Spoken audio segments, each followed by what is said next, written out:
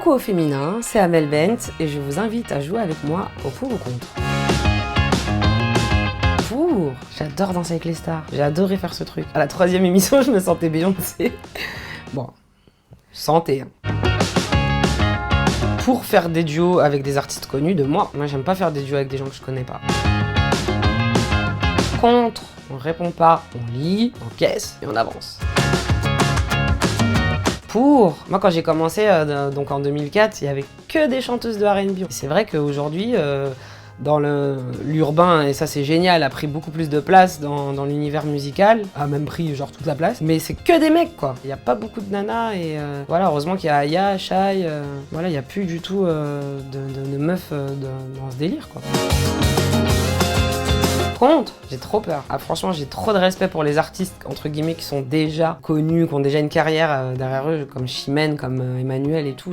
T'as l'impression de remettre en jeu un truc alors que t'es pas obligé de le faire. Je m'infligerai pas ça, la vérité. C'était merveilleux à regarder, à voir, à entendre, c'était merveilleux, mais c'est vrai que moi, j'aurais pas le courage. C'est pour ça que je dis chapeau les artistes.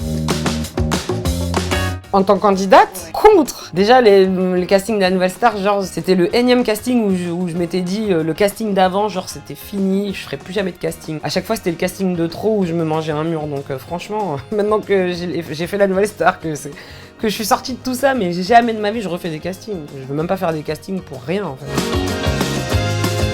Pouh, ça m'est déjà arrivé. Je suis vivante.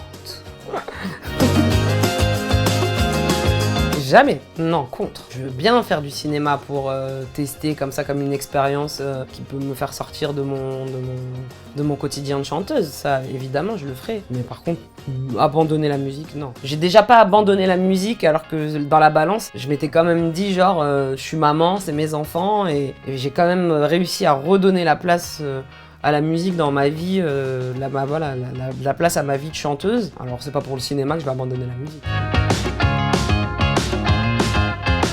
C'est vrai qu'avant cette proposition de The Voice Kids d'il y a 2 ans, j'avais toujours tout refusé. Coach, jury, juge, tout ce qu'on veut, de toute chaîne, de toute émission. Je me sentais pas en fait d'être à la place du bourreau parce que c'est comme ça que moi je le voyais à l'époque. Je me disais en vrai, moi je vais avoir la vie des gens entre les mains et je me sens pas en fait d'avoir cette place-là. Dire oui, c'est génial, mais les moments où tu dois dire non, c'est...